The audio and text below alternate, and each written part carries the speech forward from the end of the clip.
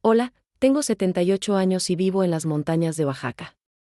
Durante 60 años guardé un secreto que ni mis hijos ni mis nietos imaginaron jamás. Todos creen que fui la esposa obediente que aceptó su destino, pero la verdad es que a los 18 años hice algo que cambió mi vida para siempre. Escapé de un matrimonio forzado y viví una vida completamente diferente durante 5 años. Hoy decidí contarle a mi nieta mayor lo que realmente pasó, por qué tuve que mentir tanto tiempo y cómo ayudé a cientos de mujeres como yo a encontrar su libertad. Si mi historia puede inspirar a una sola mujer a tomar las riendas de su vida, habrá valido la pena romper este silencio. Si te conmueve lo que estoy a punto de revelarte, déjame saber en los comentarios que no estoy sola. Me llamo Elena Vázquez, tengo 78 años, y vivo en una pequeña casa de adobe en las montañas de Oaxaca, México.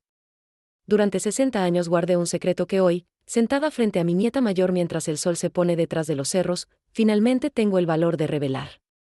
¿Has guardado alguna vez un secreto tan grande que sientes que te va a estallar el pecho? Yo viví así durante décadas. Cada mañana despertaba preguntándome si sería el día en que alguien descubriría la verdad.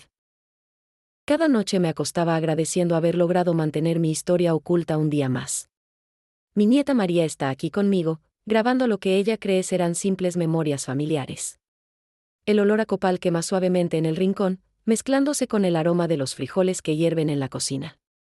Afuera, los grillos comienzan su serenata nocturna, y yo siento que es tiempo de hablar. Abuelita, me dice María, cuéntame de cuando eras joven. Sonrío, porque ella no tiene idea de lo que está a punto de escuchar.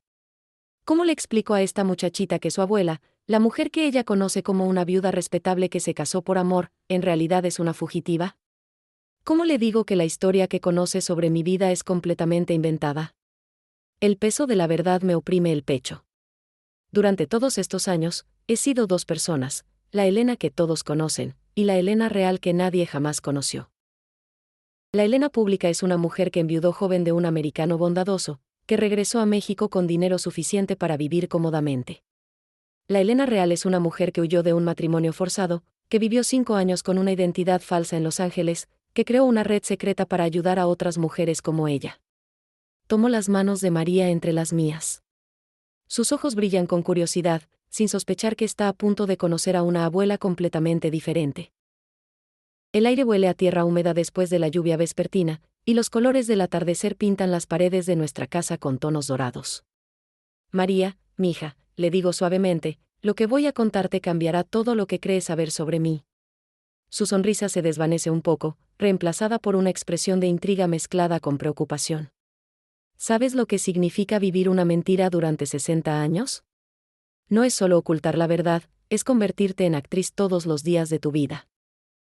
Es recordar qué historia contar a quién, qué detalles mantener consistentes, qué emociones mostrar y cuáles esconder. El viento sopla suavemente a través de las ventanas abiertas, trayendo el sonido distante de las campanas de la iglesia. Son las 6 de la tarde, la hora en que tradicionalmente las familias se reúnen para la cena. Pero hoy, nuestra reunión será diferente. Mi vida real comenzó el día que decidí no casarme con el hombre que tu bisabuelo había elegido para mí, le digo finalmente. María abre los ojos como platos, su grabadora aún funcionando, capturando cada palabra de esta confesión que cambiará para siempre la historia de nuestra familia. El secreto que he guardado no es solo mío, es el secreto de todas las mujeres que ayudé a lo largo de los años, de todas las que encontraron la libertad siguiendo el camino que yo abrí primero. Es un secreto que pesa, pero también es un secreto que libera. Mientras las primeras estrellas aparecen en el cielo púrpura de Oaxaca, comienzo a contarle a mi nieta la historia real de quién soy, una historia que comienza con una joven de 18 años que tuvo el valor de decir no, cuando todas las tradiciones le decían que dijera sí. Era octubre de 1963, y yo acababa de cumplir 18 años. ¿Puedes imaginar cómo se siente saber que tu vida entera ha sido planeada por otros?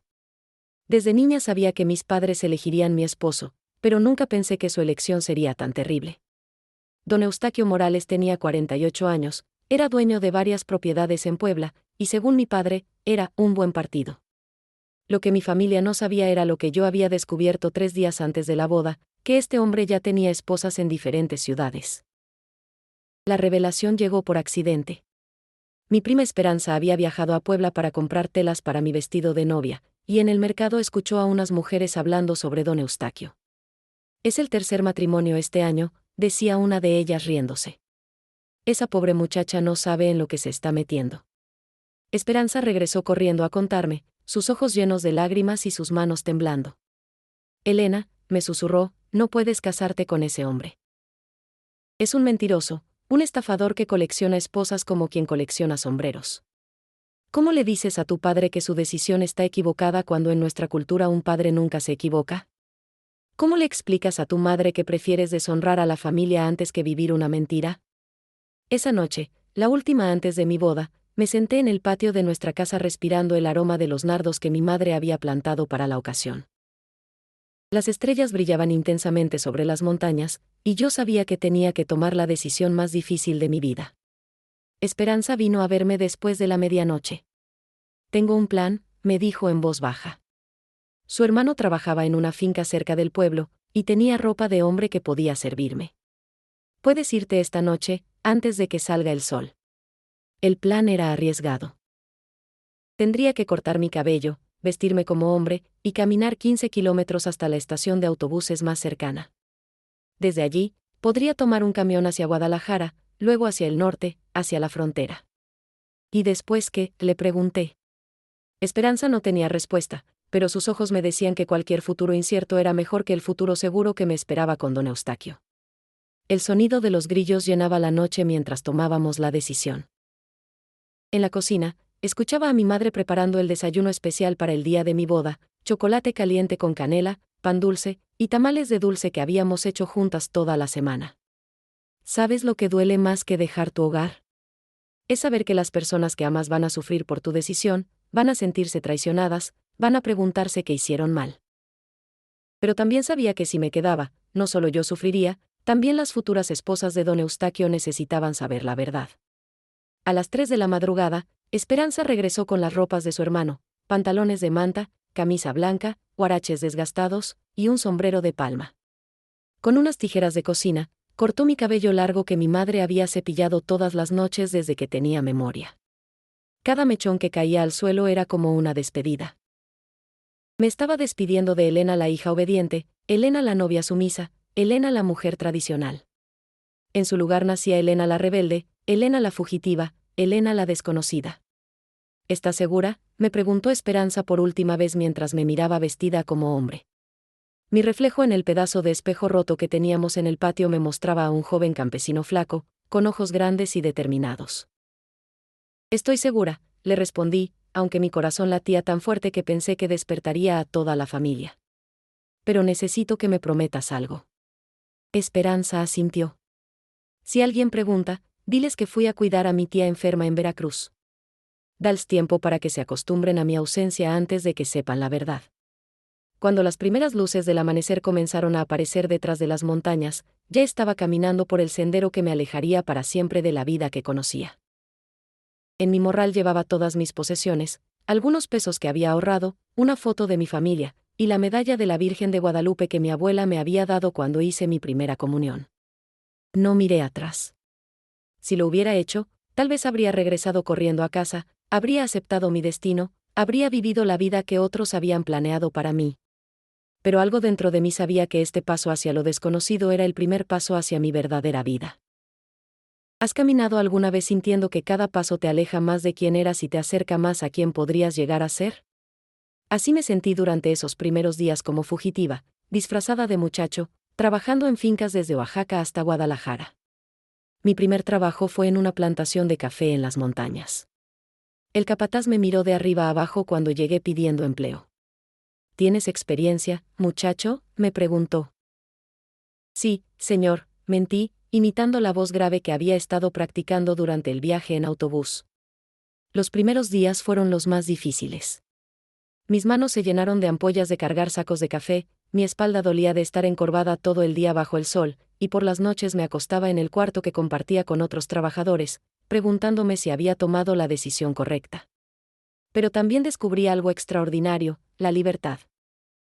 Cada mañana despertaba y podía decidir si quedarme en esa finca o seguir mi camino. Nadie me decía qué vestir, con quién hablar o cómo comportarme. Era aterrorizante y emocionante al mismo tiempo. En esa finca conocí a Joaquín, un hombre mayor que se convirtió en mi primer protector. Él notó que yo era diferente a los otros trabajadores. Muchacho, me dijo una noche mientras comíamos nuestros frijoles alrededor del fuego, tú no eres de aquí, ¿verdad? Mi corazón se detuvo. ¿Me había descubierto? Joaquín sonrió y añadió, se nota que vienes de familia decente. Tus manos son muy suaves para ser de campesino. Le inventé una historia sobre ser huérfano de una familia de comerciantes, y él pareció creerme. Ten cuidado, hijo, me advirtió. El mundo está lleno de gente que se aprovecha de los jóvenes como tú. No sabía que era una joven disfrazada de muchacho, pero su consejo era aún más importante de lo que él imaginaba. Después de un mes en la plantación de café, decidí continuar hacia el norte. Mi destino era incierto, pero tenía una idea vaga de llegar a la frontera con Estados Unidos. Había escuchado historias de mexicanos que encontraban trabajo del otro lado, y pensé que allí podría desaparecer completamente. El viaje de Guadalajara a Tijuana me tomó 2 meses. Trabajé en una finca de agave en Jalisco, donde aprendí a cortar las pencas bajo el sol implacable del altiplano. El olor dulce del agave cocido se mezclaba con el sudor y la tierra, creando una mezcla que aún hoy puedo evocar cuando cierro los ojos. Fue en esa finca donde conocí a alguien que cambiaría mi vida para siempre. Una mujer americana llamada Margaret estaba ahí estudiando las tradiciones de producción de tequila. Era una mujer alta, con cabello rojizo recogido en una trenza, y hablaba español con un acento que me parecía musical. Margaret notó algo en mí que otros no habían visto. Una tarde, mientras yo cargaba pencas de agave, se acercó y me dijo en voz baja, no sé cuál es tu historia, pero sé que estás huyendo de algo. Mis ojos se llenaron de lágrimas, y ella añadió, está bien. Yo también estoy huyendo. ¿Puedes imaginar el alivio de encontrar a alguien que entiende tu necesidad de escapar? Margaret me contó que había dejado Boston para evitar un matrimonio con un hombre que su familia había elegido. Mi padre quería que me casara con el hijo de su socio comercial, me explicó. Pero yo tenía otros planes. Durante las noches, después del trabajo, Margaret me enseñaba inglés. Si vas a llegar a Estados Unidos, me decía, necesitas poder comunicarte. Su paciencia era infinita, y su fe en mí me daba fuerzas para continuar. También me ayudó a entender algo importante, no era la única mujer que había huido de un matrimonio forzado. En mi país también pasa, me explicó. Las familias ricas a veces ven a sus hijas como monedas de cambio para hacer negocios. Una noche, mientras practicábamos inglés bajo las estrellas, Margaret me hizo una pregunta que cambió todo, ¿has pensado en ayudar a otras mujeres como tú? La idea no se me había ocurrido, pero sus palabras plantaron una semilla en mi mente. ¿Qué quieres decir?, le pregunté.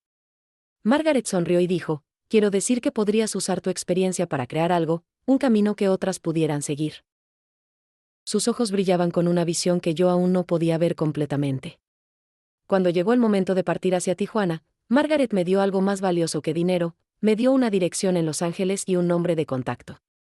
Busca a Carmen Rodríguez cuando llegues, me dijo. Ella ayuda a mujeres inmigrantes a encontrar trabajo y alojamiento. También me dio algo más, una nueva perspectiva sobre mi situación. Ya no me veía solo como una fugitiva escapando de su pasado, sino como una pionera creando un futuro que otras podrían seguir. El día que me despedí de Margaret, ella me abrazó y me susurró al oído, recuerda, Elena, a veces huir no es cobardía, es el primer acto de valentía que lleva a todos los demás. No sabía que esas palabras se convertirían en el lema que guiaría todo lo que haría en los años siguientes. Cuando subí al autobús que me llevaría a Tijuana, ya no era solo la joven que había huido de un matrimonio forzado. Era una mujer con una misión, aunque aún no sabía exactamente cuál sería esa misión. Tijuana en 1964 era un mundo completamente diferente a todo lo que había conocido. ¿Has estado alguna vez en un lugar donde sientes que todo es posible y todo es peligroso al mismo tiempo? Esa ciudad fronteriza me recibió con una mezcla de esperanza y caos que aún puedo sentir cuando recuerdo esos días. Llegué con el nombre y la dirección que Margaret me había dado, pero encontrar a Carmen Rodríguez no fue fácil. Durante 3 días caminé por las calles polvorientas de Tijuana, preguntando por ella, durmiendo en albergues baratos, comiendo tacos de $1 en puestos callejeros.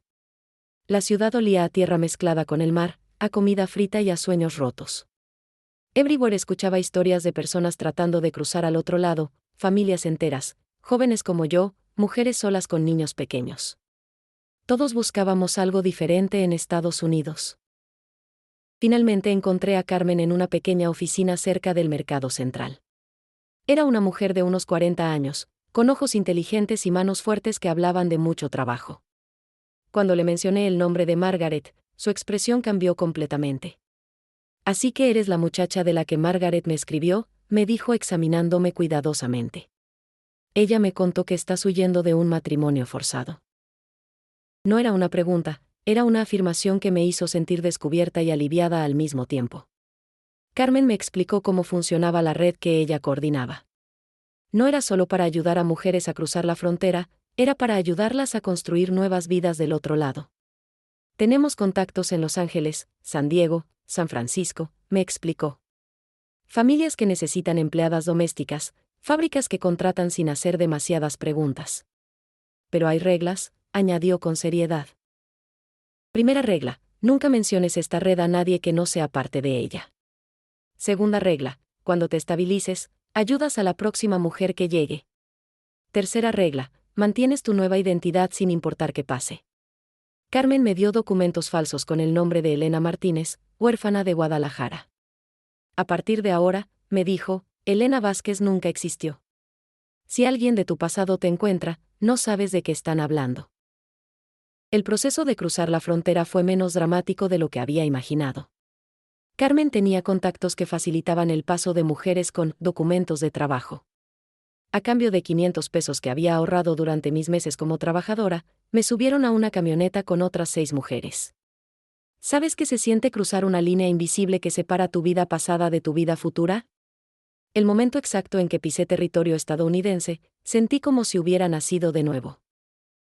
El aire olía diferente, los sonidos eran diferentes, hasta la luz del sol parecía diferente. Mi primera impresión de Los Ángeles fue abrumadora. La ciudad se extendía infinitamente en todas las direcciones, llena de automóviles, letreros luminosos, y más gente de la que había visto en toda mi vida. El ruido era constante, motores, claxons, voces en inglés y español mezclándose en una sinfonía urbana. Carmen me había conectado con una familia en el distrito de la moda que necesitaba una costurera. Los Martínez eran una familia mexicana-americana que tenía un pequeño taller de ropa.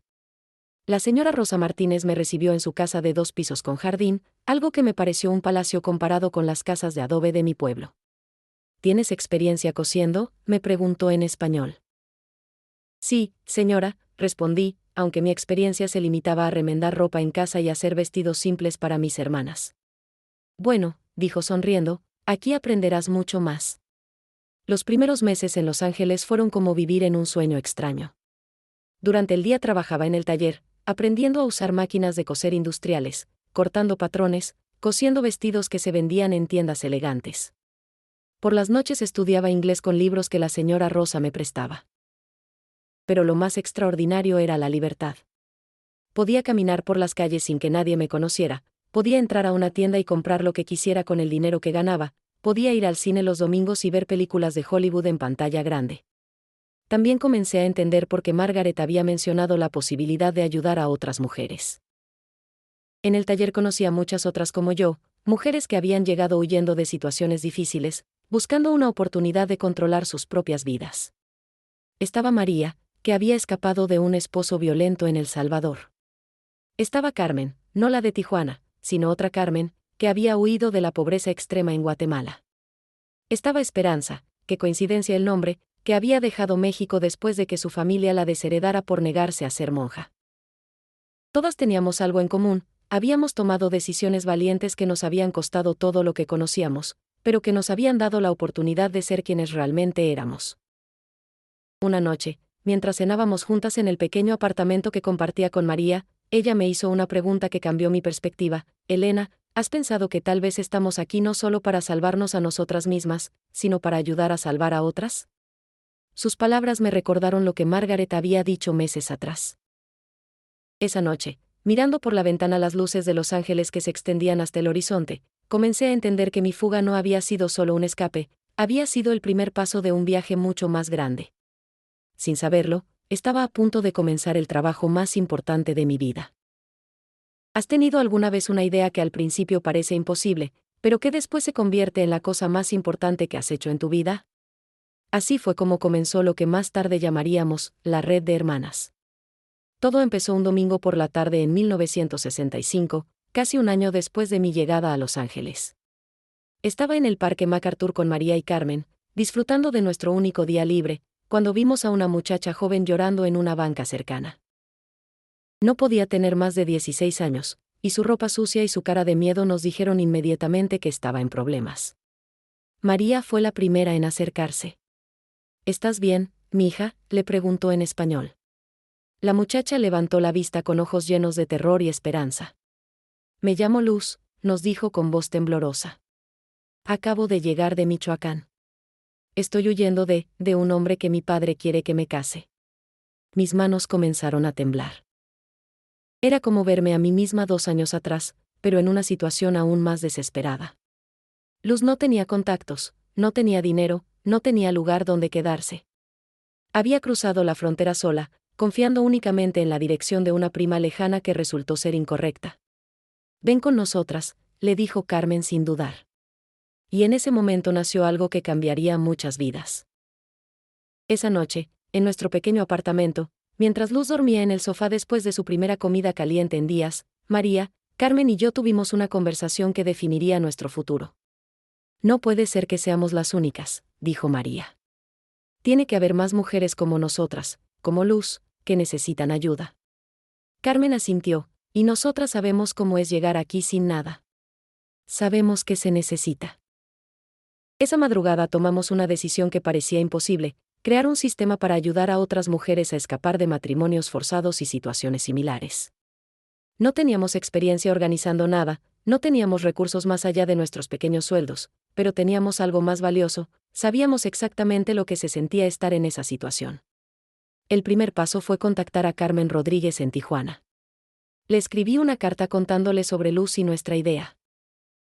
Su respuesta llegó 2 semanas después, llena de entusiasmo. He estado esperando que alguien del otro lado tomara esta iniciativa, escribía. Aquí tengo una lista de más de 20 mujeres que necesitan lo que ustedes pueden ofrecer. Comenzamos pequeño. Luz se quedó con nosotras hasta que conseguimos que la contrataran en una panadería del barrio. Con nuestros ahorros combinados, alquilamos un apartamento más grande que pudiera servir como refugio temporal para otras mujeres que llegaran. La señora Rosa, mi jefa en el taller, se convirtió en una aliada invaluable cuando le conté sobre nuestro proyecto. Mi propia hermana tuvo que huir de un matrimonio forzado hace 20 años, me confesó. Ella no tuvo la suerte de encontrar ayuda a tiempo. Desde entonces, nos consiguió trabajo para las mujeres que sabían coser, y contactos con otras familias que necesitaban empleadas domésticas. En 6 meses, habíamos ayudado a 15 mujeres. Cada una traía su propia historia de dolor, pero también su propia fortaleza. Estaba Ana, que había escapado de un convento donde la habían internado en contra de su voluntad. Estaba Dolores, que huyó después de que su familia intentara casarla con su propio primo para mantener la propiedad en la familia. Estaba Silvia, que había fingido su propia muerte para escapar de un marido que la golpeaba. Lo más hermoso era ver cómo cada mujer, después de estabilizarse, se convertía automáticamente en parte de la red. Ana, que tenía mejor educación que el resto de nosotras, comenzó a enseñar inglés básico a las recién llegadas. Dolores, que era excelente cocinera, preparaba comidas para las mujeres que llegaban desnutridas. Silvia, que había aprendido algunos trucos de supervivencia urbana, les enseñaba a las otras cómo moverse por la ciudad sin llamar la atención. Desarrollamos códigos y sistemas que parecían sacados de una novela de espías, pero que eran necesarios para protegernos. Teníamos nombres clave para diferentes servicios. Buscar trabajo significaba que alguien necesitaba documentos falsos. Clases de inglés significaba que necesitaba refugio temporal. Lecciones de costura significaba que necesitaba dinero para el transporte. También creamos una red de comunicación que se extendía desde Tijuana hasta San Francisco. Carmen Rodríguez coordinaba desde la frontera, nosotras manejábamos Los Ángeles, y gradualmente encontramos contactos en otras ciudades: una maestra en San Diego, una enfermera en San Francisco, una comerciante en Fresno. Pero no todo era fácil. Vivíamos en constante miedo de ser descubiertas por las autoridades de inmigración, o peor aún, por las familias o esposos de las mujeres que ayudábamos. Algunas veces llegaban hombres al barrio preguntando por mujeres con descripciones que coincidían con nuestras protegidas. Desarrollamos señales de alerta y rutas de escape para esas situaciones. También enfrentamos traiciones. Una mujer que habíamos ayudado intentó chantajearnos, amenazando con denunciarnos si no le dábamos dinero extra. Otra resultó ser informante de su propio esposo, tratando de ganarse su perdón entregándole información sobre otras mujeres fugitivas. Estos incidentes nos enseñaron a ser más cuidadosas en nuestros procesos de selección y verificación, pero nunca nos hicieron considerar dejar de ayudar. ¿Cómo podíamos cerrar la puerta cuando sabíamos que del otro lado había mujeres desesperadas que necesitaban exactamente lo que nosotras habíamos necesitado? Para 1967, 3 años después de mi llegada a Los Ángeles, nuestra red había ayudado a más de 100 mujeres. Pero también algo había comenzado a cambiar en mí. Las cartas que llegaban de mi familia a través de contactos intermediarios me decían que mi madre estaba enferma, que mi padre había envejecido mucho, que mis hermanas se preguntaban constantemente qué había pasado conmigo. El éxito de nuestra misión me llenaba de propósito, pero también me llenaba de una nostalgia profunda por la familia que había dejado atrás. Comencé a preguntarme si era posible mantener mi nuevo propósito sin seguir perdiendo mi pasado para siempre. ¿Has sentido alguna vez que tu corazón está dividido entre dos mundos, y que no importa en cuál elijas vivir, siempre extrañarás el otro? Después de 4 años en Los Ángeles, esa sensación se había vuelto mi compañera constante. Era la primavera de 1968, y nuestra red había crecido más de lo que jamás imaginamos. Teníamos contactos en 7 ciudades diferentes, habíamos ayudado a más de 200 mujeres, y yo había aprendido inglés lo suficientemente bien como para trabajar como traductora en el hospital los fines de semana. Por fuera, mi vida parecía completa y exitosa. Por dentro, había un vacío que crecía cada día. El catalizador llegó en forma de una carta que cambió todo. Una tarde de abril, cuando regresaba del trabajo, encontré a María esperándome en nuestro apartamento con una expresión que nunca había visto en su cara. Elena, me dijo con voz temblorosa, llegó esto para ti. La carta había pasado por 3 intermediarios antes de llegar a mí, y en el sobre reconocí inmediatamente la letra de mi prima Esperanza. Mis manos temblaron mientras la abría, y cuando leí las primeras líneas, mi mundo se tambaleó. Mi querida Elena, comenzaba, escribo con el corazón roto para contarte que tu madre está muy enferma. Los doctores dicen que le quedan pocos meses de vida. Cada día pregunta por ti, se pregunta si estás viva, si eres feliz, si algún día volverá a verte. Tu padre ha envejecido 10 años en estos 4. Dice que preferiría saber que estás muerta a seguir viviendo con la incertidumbre. La carta continuaba con detalles que me partían el alma. Mi hermana menor se había casado con un hombre bueno, pero había sufrido 2 pérdidas de embarazo y culpaba al mal karma de mi desaparición. Mi hermana mayor se había vuelto muy religiosa, pasaba horas en la iglesia rezando por mi regreso. Mi padre había vendido la mitad de sus tierras para pagar investigadores que me buscaran por todo México. Sé que tuviste razones para irte, terminaba Esperanza, pero también sé que amas a tu familia. Si hay alguna manera de que puedas al menos enviar una señal de que estás viva y bien, sería el regalo más grande que podrías darles antes de que sea demasiado tarde. Esa noche no pude dormir. Caminé por el apartamento durante horas, mientras María y Carmen me observaban con preocupación. ¿Cómo podía explicarles que mi éxito en salvar a otras mujeres había venido al costo de destruir lentamente a mi propia familia? ¿Qué vas a hacer?, me preguntó María finalmente. Era la pregunta que había estado evitando, pero que sabía que tendría que enfrentar. Durante los siguientes días, busqué consejo en las personas que más respetaba. La señora Rosa me escuchó pacientemente mientras le contaba toda la situación. Mija, me dijo cuando terminé, a veces la valentía no es solo seguir adelante, también es saber cuándo es tiempo de volver. Carmen Rodríguez vino desde Tijuana cuando le escribí sobre mi dilema. Has construido algo extraordinario aquí, me dijo, pero las redes funcionan porque están conectadas a las raíces. Si tus raíces se están muriendo, tal vez es tiempo de nutrirlas de nuevo. Pero fue Ana, una de las mujeres que habíamos ayudado en los primeros meses, quien me dio la perspectiva que necesitaba. Elena, me dijo una tarde mientras tomábamos café en la cocina, tú me enseñaste que a veces tenemos que inventar nuevas formas de ser familia. ¿Has pensado que tal vez puedes hacer lo mismo con tu familia original? Sus palabras me hicieron ver una posibilidad que no había considerado, ¿y si no tenía que elegir entre mi nueva vida y mi familia original? ¿Y si podía encontrar una manera de unir ambos mundos? Esa noche tomé una decisión que parecía imposible pero que se sentía correcta, regresaría a México, pero no como la Elena que se había ido.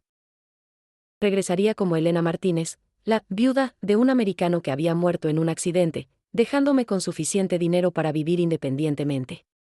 Era una historia que explicaría mi ausencia, mi independencia financiera, mi conocimiento del mundo exterior, y mi capacidad para ayudar a otras mujeres. Era una historia que me permitiría reconectar con mi familia sin destruir el trabajo que habíamos construido. María y Carmen se opusieron al principio. ¿Estás segura de que no es demasiado peligroso?, preguntó María. ¿Qué pasa si alguien descubre que Elena Martínez y Elena Vázquez son la misma persona? Pasamos semanas elaborando el plan. Necesitaríamos documentos que respaldaran mi nueva identidad, testimonios de personas que hubieran conocido a mi difunto esposo americano, y una historia coherente sobre mis años de ausencia. Carmen Rodríguez se encargó de los documentos. La señora Rosa me consiguió testimonios de clientes americanos que estaban dispuestos a confirmar que habían conocido a mi esposo.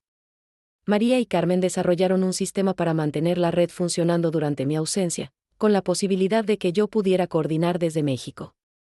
Pero lo más difícil fue la preparación emocional.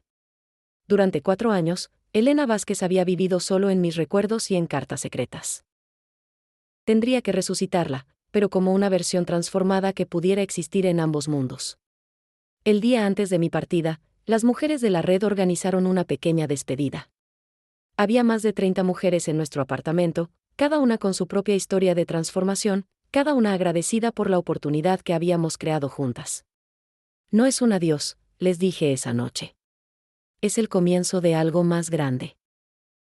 Si esto funciona, podremos crear puentes entre las dos partes de nuestra historia, ayudar a más mujeres, y demostrar que es posible reinventarse sin perder completamente quién eras antes.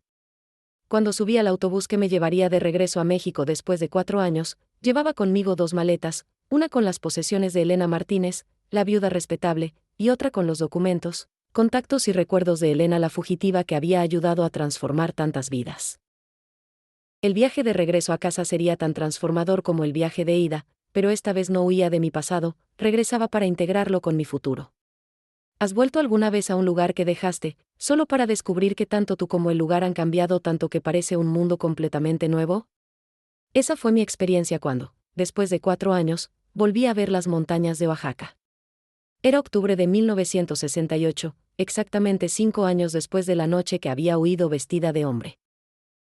Pero ahora regresaba como Elena Martínez, viuda de un americano llamado James, vestida con un traje modesto pero elegante, cargando una maleta de cuero que había comprado en Los Ángeles y un bolso con suficiente dinero para vivir cómodamente. El autobús se detuvo en la misma estación donde había comenzado mi aventura años atrás. Respiré profundamente el aire familiar de mi tierra, olor a tierra húmeda, a copal, a tortillas hechas en comal de barro. Pero yo ya no era la misma mujer que había respirado ese aire 5 años antes. Mi plan era gradual y cuidadoso. Primero me quedaría en el pueblo vecino, estableciendo mi nueva identidad como Elena Martínez.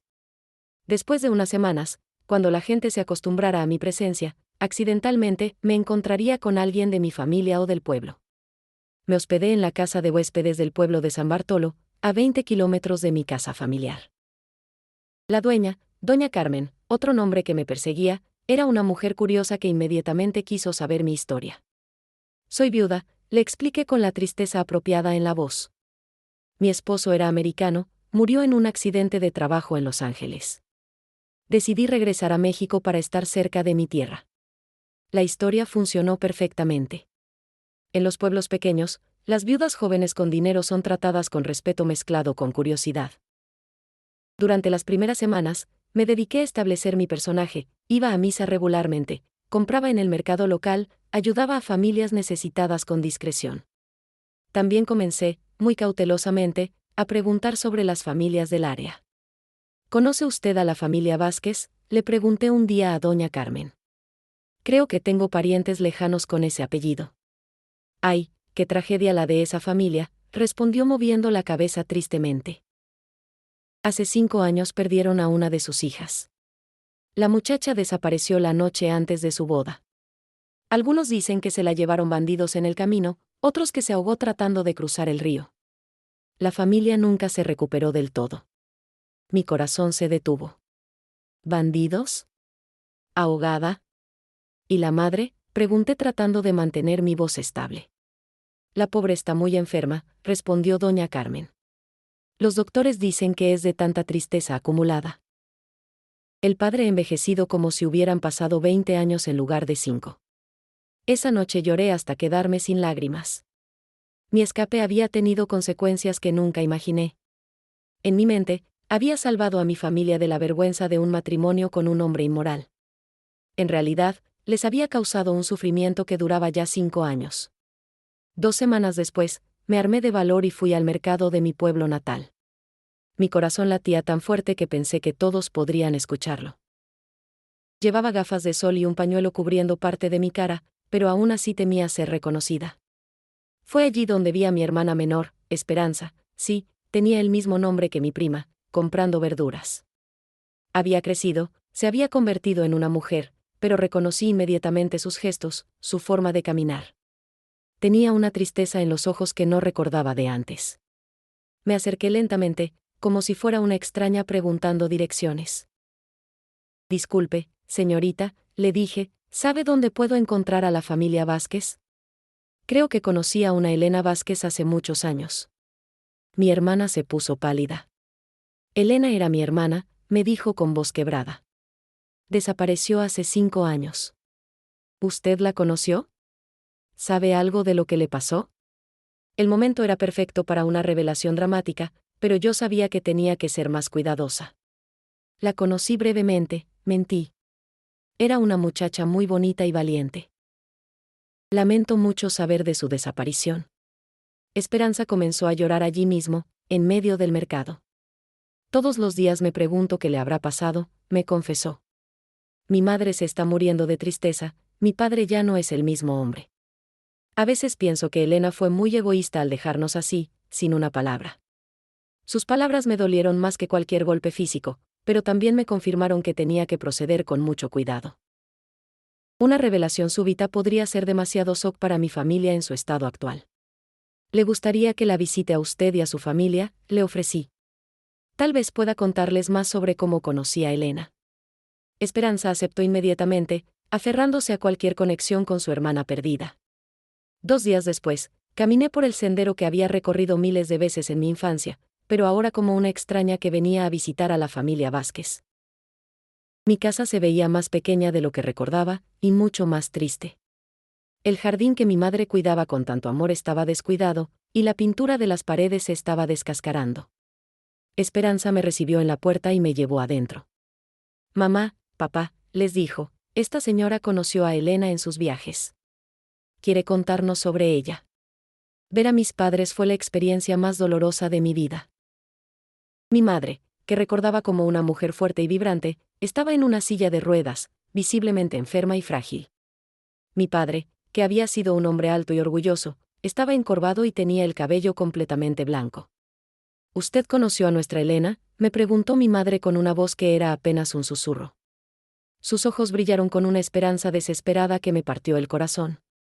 Sí, respondí, eligiendo mis palabras cuidadosamente.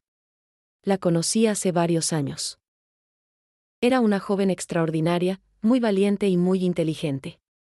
Hablaba mucho de su familia, de lo mucho que los amaba. Mi madre comenzó a llorar. ¿Ella estaba bien? ¿Estaba feliz? Dijo por qué se fue. Era el momento de comenzar a plantear las semillas de la verdad que eventualmente revelaría. Estaba bien, les aseguré. Y siempre hablaba de regresar a casa algún día, cuando las circunstancias fueran apropiadas. Mi padre levantó la vista con una expresión de confusión. ¿Cuándo las circunstancias fueran apropiadas? ¿Qué significa eso? Creo, dije lentamente, que Elena tenía razones muy importantes para irse, razones que tal vez ustedes no conocían completamente. Pero también creo que su amor por ustedes nunca cambió. Esa tarde planté las primeras semillas de duda sobre la narrativa que habían construido alrededor de mi desaparición. No podía revelar la verdad de una vez, pero podía comenzar a prepararlos para una posibilidad que tal vez no habían considerado, que Elena podría estar viva, y que podría tener razones válidas para haberse ido. Cuando me despedí esa tarde, mi madre me tomó las manos y me dijo, señora Martínez, por favor regrese pronto. Hablar de Elena me hace sentir que está un poco más cerca de casa. No sabía que ya estaba en casa, simplemente esperando el momento correcto para revelarme. ¿Has tenido que decir una verdad tan grande que sabes que va a cambiar todo para siempre? Durante 3 meses, visité a mi familia regularmente como Elena Martínez, la amable viuda que había conocido a su hija perdida. Poco a poco, fui preparándolos para una revelación que sabía que sería devastadora y liberadora al mismo tiempo. En cada visita, compartía más detalles sobre la Elena que había conocido. Les contaba que era una mujer inteligente que había aprendido inglés, que había ayudado a otras mujeres en situaciones difíciles, que había vivido en Los Ángeles durante varios años. Sus ojos se iluminaban con cada detalle, como si estuvieran conociendo a su hija por primera vez. Ella alguna vez mencionó por qué se fue, me preguntó mi padre durante una de mis visitas en enero de 1969. Era la pregunta que había estado esperando, y para la cual me había preparado cuidadosamente. Don Raúl, le dije usando su nombre por primera vez, creo que Elena descubrió algo sobre su futuro esposo que la asustó mucho. Algo que tal vez ustedes no sabían. Vi cómo su expresión cambiaba de curiosidad a preocupación. ¿Qué tipo de cosa?, insistió. Mi madre, que había estado bordando en silencio, levantó la vista con ojos llenos de ansiedad. Ella me dijo que don Eustaquio ya tenía esposas en otras ciudades, revelé lentamente. Que era un hombre que se casaba con mujeres jóvenes para tomar su dote y después las abandonaba. El silencio que siguió fue tan denso que podía sentirlo presionando mis oídos. Mi padre se puso muy pálido, y mi madre dejó caer su bordado. Eso es imposible, murmuró mi padre. Yo investigué a ese hombre. Era respetable, tenía propiedades. Papá, intervino Esperanza, mi hermana, ¿te acuerdas que después de la desaparición de Elena, escuchamos rumores sobre don Eustaquio? ¿Que había otros matrimonios que no habían funcionado? Mi padre se quedó callado durante varios minutos. Finalmente, con una voz muy pequeña, preguntó, ¿ella dijo si nos culpaba por haber arreglado ese matrimonio? Era el momento para el cual me había estado preparando durante meses. Don Raúl, le dije con toda la compasión que pude reunir, Elena me dijo que entendía que ustedes solo querían lo mejor para ella. Que sabía que ustedes actuaron con amor, con la información que tenían. Pero que ella había tenido acceso a información que ustedes no tenían. Mi madre comenzó a llorar. Entonces ella se fue para protegerse, sollozó. No porque fuera una hija mala, sino porque era una hija inteligente. Exactamente, confirmé. Y me dijo que esperaba que algún día ustedes pudieran entender su decisión. Durante las siguientes semanas, continué visitándolos, observando cómo esta nueva información cambiaba su perspectiva sobre mi desaparición. En lugar de verla como un abandono inexplicable, comenzaron a verla como un acto de autopreservación. En lugar de culparse a sí mismos por haber criado a una hija rebelde, comenzaron a sentirse orgullosos de haber criado a una hija valiente. Pero también comencé a introducir otra posibilidad, ¿han pensado? Les pregunté un día, que tal vez Elena podría estar viva en alguna parte. ¿Qué quiere decir?, preguntó mi madre con una voz llena de esperanza peligrosa. Quiero decir que una mujer tan inteligente como Elena, que había logrado escapar de una situación peligrosa, probablemente habría encontrado una manera de sobrevivir y prosperar. Tal vez incluso de ayudar a otras mujeres en situaciones similares. La idea se plantó en sus mentes como una semilla. Durante mis siguientes visitas, notaba que especulaban entre ellos sobre la posibilidad. ¿Crees que Elena podría estar en una ciudad grande?, escuchaba que mi madre le preguntaba a mi padre. ¿Crees que podría estar ayudando a otras personas? En marzo de 1969, decidí que era tiempo para el siguiente paso. Llegué a su casa con una maleta pequeña y una expresión más seria de lo usual. Tengo algo importante que contarles, les dije después de que nos sentáramos en la sala. Pero antes necesito que me prometan que van a escuchar toda la historia antes de reaccionar. Mi padre frunció el ceño. ¿Qué tipo de historia, señora Martínez? Respiré profundamente y comencé, la historia de una muchacha que huyó de su casa hace 6 años para evitar un matrimonio con un hombre deshonesto. La historia de cómo esa muchacha se disfrazó de hombre, trabajó en fincas, llegó hasta Los Ángeles, y construyó una nueva vida ayudando a otras mujeres en situaciones similares. Podía ver que comenzaban a entender hacia dónde iba mi relato, pero continuaron escuchando en silencio. La historia de cómo esa muchacha se convirtió en mujer, aprendió inglés, coordinó una red que ayudó a cientos de mujeres a escapar de matrimonios forzados. Y la historia de cómo, cuando supo que su madre estaba enferma, Esa mujer decidió regresar a casa para reconectarse con la familia que nunca había dejado de amar. Mi madre fue la primera en entender completamente. Elena, susurró, y su voz contenía 50 emociones diferentes. Me quité las gafas y el pañuelo que había estado usando para disfrazar parcialmente mis rasgos. Sí, mamá. Soy Elena. Soy su hija que se fue, pero también soy Elena Martínez, la mujer en la que me convertí. Ambas somos reales, y ambas las aman. Lo que siguió fue un huracán de emociones.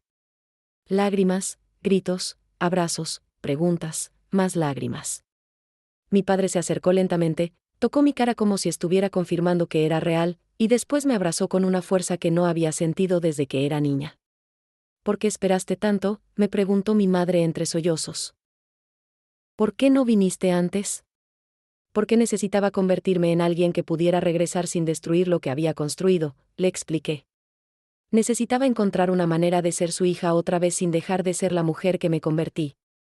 Esa noche, por primera vez en 6 años, dormí en mi cama de la infancia.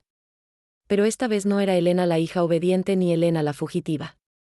Era Elena completa, una mujer que había logrado integrar todas las partes de su historia en una sola identidad. El camino hacia la sanación familiar había comenzado, pero sabía que el verdadero desafío sería mostrarles que mi transformación no había sido solo personal, sino que tenía un propósito más grande que podía beneficiar a toda nuestra comunidad.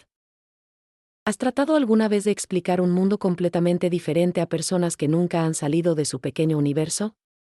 Después de revelar mi identidad a mi familia, el verdadero desafío comenzó: ayudarlos a entender no solo quién me había convertido, sino por qué ese cambio era importante para muchas más personas además de mí. Mi reintegración familiar no fue inmediata ni fácil. Durante las primeras semanas después de mi revelación, mis padres oscilaban entre la alegría de tenerme de vuelta y la confusión sobre quién era realmente ahora. Mi madre me observaba constantemente, como si estuviera tratando de reconectar a la Elena que había conocido con la Elena que había regresado. ¿Realmente ayudaste a todas esas mujeres?, me preguntó una tarde mientras preparábamos masa para tortillas, una actividad que habíamos hecho juntas miles de veces en mi infancia. Sus manos trabajaban automáticamente, pero sus ojos estaban llenos de una curiosidad que no sabía cómo satisfacer. Sí, mamá, le respondí, tratando de encontrar palabras que pudiera entender. Conocí a muchas mujeres que estaban en situaciones como la mía. Mujeres que necesitaban encontrar una manera de elegir sus propios destinos. ¿Y eso está bien?, preguntó con una genuina confusión que me partió el corazón. ¿Está bien que las mujeres desobedezcan a sus familias? Era la pregunta central que tendría que responder no solo para mi madre, sino para toda mi comunidad. ¿Cómo explicar que la obediencia ciega podía ser destructiva sin atacar los valores fundamentales en los que habían basado sus vidas? Mamá, le dije cuidadosamente, ¿tú crees que Dios quiere que las mujeres sufran en matrimonios con hombres malos? Ella frunció el ceño, considerando la pregunta. ¿Crees que es más importante obedecer a un padre que está mal informado, o protegerse de un hombre que podría lastimarte? Sus manos se detuvieron en la masa. Cuando lo pones así, murmuró, suena diferente. Poco a poco, comencé a contarles historias específicas de las mujeres que habíamos ayudado, siempre cambiando nombres y detalles para proteger su privacidad. Les hablé de Luz, la primera muchacha que encontramos en el parque. Les conté sobre María, que había escapado de un esposo violento. Les describí a Ana, que había sido forzada a ingresar a un convento en contra de su voluntad. ¿Todas esas mujeres están bien ahora?, preguntó mi hermana Esperanza durante una de nuestras largas conversaciones nocturnas. La mayoría sí, le respondí. Luz se casó por amor con un hombre que conoció en Los Ángeles. María abrió su propia panadería. Ana se convirtió en maestra y ayuda a otras mujeres a aprender inglés. Podía ver que estas historias específicas les daban un contexto que las ideas abstractas no podían proporcionar. No estaba hablando de rebelión contra la tradición, estaba hablando de mujeres reales que habían encontrado maneras de ser felices y productivas cuando se les permitía elegir. Pero el verdadero momento de comprensión llegó cuando mi prima Esperanza, la que me había ayudado a escapar, vino a visitarnos un mes después de mi revelación. No había visto a mi prima en 6 años, y cuando entró a la casa, sus ojos se llenaron inmediatamente de lágrimas. Elena, dijo abrazándome fuertemente, he rezado todos estos años para que estuvieras viva y feliz. Después se apartó y me miró cuidadosamente. ¿Valió la pena? ¿Tomar ese riesgo tan grande valió la pena? Pregúntales a las más de 300 mujeres que han encontrado nuevas vidas, le respondí. Pregúntale a Esperanza, añadí dirigiéndome a mi hermana, si cree que es mejor que las mujeres tengan opciones o que no las tengan. Mi hermana me miró con una expresión pensativa. Elena, me dijo finalmente, yo tuve suerte. Papá me permitió elegir a mi esposo. Pero he visto a otras mujeres del pueblo que no tuvieron esa suerte. Hizo una pausa y después añadió, ¿crees que tú, Red, podría ayudar a mujeres aquí en Oaxaca? Era la pregunta que había estado esperando y temiendo al mismo tiempo. ¿Podía traer mi trabajo de Los Ángeles a mi propia comunidad sin causar una revolución social que destruyera a las familias tradicionales? Creo, le dije cuidadosamente, que podríamos ayudar a las familias a tomar mejores decisiones. Podríamos asegurar que los padres tengan mejor información sobre los hombres con quienes planean casar a sus hijas. Podríamos crear opciones para las mujeres que están en situaciones realmente peligrosas. Mi padre, que había estado escuchando en silencio, finalmente habló. ¿Estás diciendo que podríamos haber evitado todo este sufrimiento si hubiéramos sabido más sobre don Eustaquio? Exactamente, papá. Y podríamos evitar que otras familias pasen por lo mismo. Durante las siguientes semanas, mi familia se convirtió en mi primer equipo de colaboradores en México. Mi hermana Esperanza conocía a todas las mujeres jóvenes del pueblo y de los pueblos vecinos. Mi prima Esperanza tenía contactos en otras regiones. Incluso mi padre, una vez que entendió completamente lo que había pasado, comenzó a hablar con otros padres sobre la importancia de investigar cuidadosamente a los pretendientes de sus hijas. Pero el verdadero momento de validación llegó cuando recibimos nuestra primera solicitud de ayuda. Una mujer de un pueblo cercano había escuchado rumores sobre una señora que ayudaba a mujeres en problemas, y había caminado 20 kilómetros para encontrarnos. Su historia era desgarradoramente familiar, un matrimonio arreglado con un hombre mucho mayor que ya había tenido 2 esposas que habían desaparecido misteriosamente. ¿Pueden ayudarme?, nos preguntó, y en sus ojos vi el mismo miedo y la misma esperanza que había visto en tantas otras mujeres. Sí, le respondí, rodeada por mi familia que ahora entendía completamente por qué había arriesgado todo hace tantos años. Podemos ayudarte. Ese día marcó el comienzo de la expansión de nuestra red hacia México, pero esta vez con algo que no había tenido en Los Ángeles, el apoyo completo de mi familia original.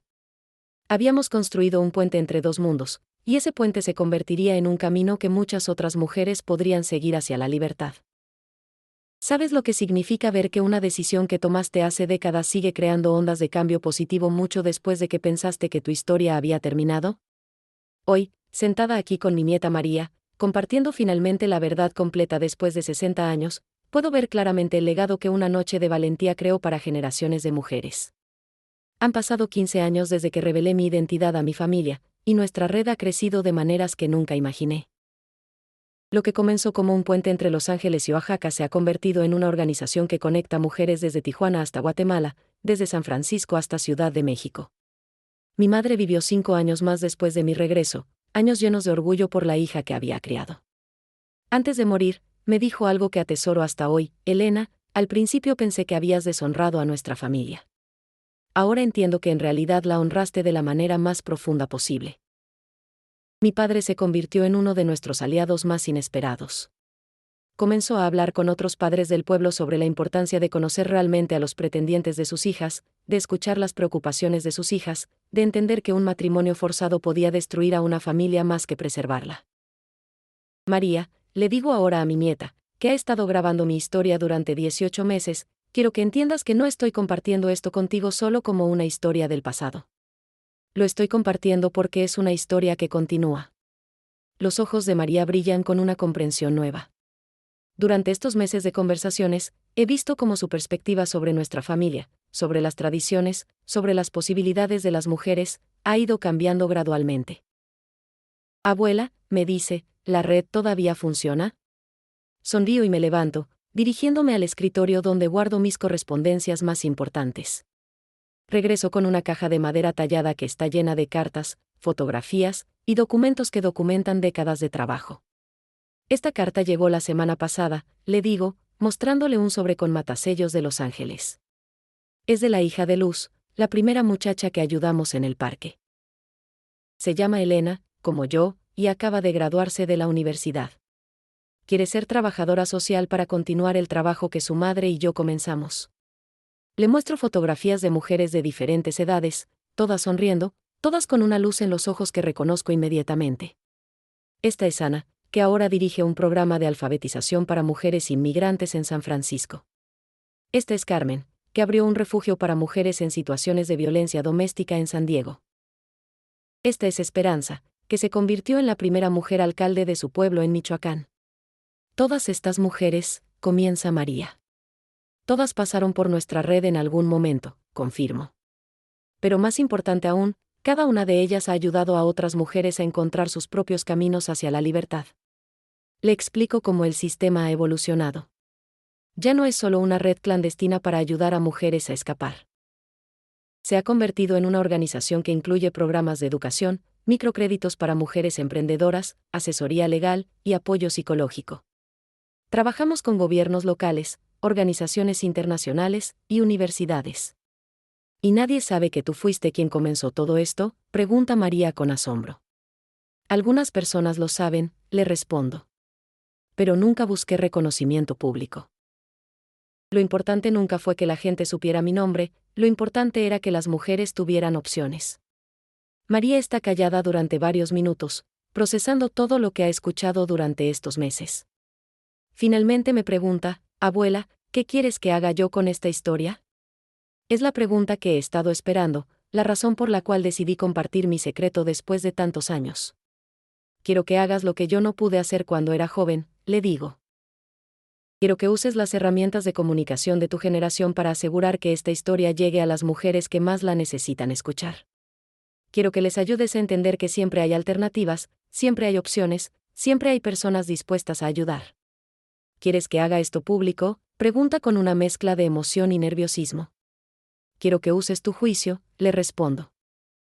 Pero quiero que sepas que tengo ya 78 años, y que no hay nada que pueda pasar ahora que sea peor que vivir 60 años guardando un secreto que podría ayudar a otras personas.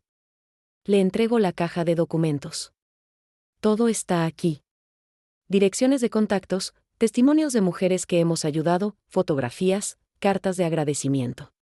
Algunos nombres tendrás que cambiar para proteger la privacidad, pero las historias son reales y importantes. María toma la caja con manos temblorosas. Abuela, me dice con una voz llena de emoción, gracias por confiar en mí con esto. Gracias por mostrarme que es posible ser valiente. María, le respondo, tomando sus manos entre las mías como había hecho aquella primera tarde cuando comenzamos estas conversaciones, la valentía no es algo que tienes o no tienes. Es algo que eliges, momento a momento, decisión tras decisión.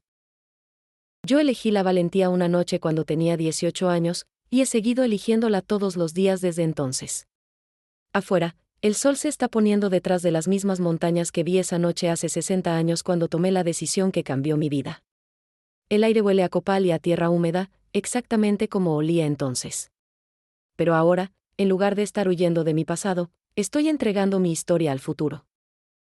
¿Sabes cuál es la parte más hermosa de todo esto?, le digo a María mientras recogemos las fotografías y las cartas. Que mi historia no termina conmigo. Continúa con cada mujer que encuentra el valor para elegir su propio destino, con cada familia que aprende a escuchar a sus hijas, con cada comunidad que decide que las tradiciones deben servir a las personas, no al revés. María me abraza fuertemente. Tu historia va a ayudar a muchas mujeres, abuela. Te lo prometo. Mientras guardo los últimos documentos en la caja, pienso en todas las mujeres que hemos ayudado a lo largo de los años, en todas las que están ayudando ahora, y en todas las que serán ayudadas en el futuro gracias a la decisión que María va a tomar de compartir esta historia. El secreto que guardé durante 60 años finalmente será libre, y con esa libertad, espero que muchas otras mujeres también encuentren la suya. La noche está llegando a Oaxaca, y con ella, la paz de saber que mi historia vivirá más allá de mí, continuando el trabajo que comenzó con una joven de 18 años que tuvo el valor de decir no, cuando todas las tradiciones le decían que dijera sí.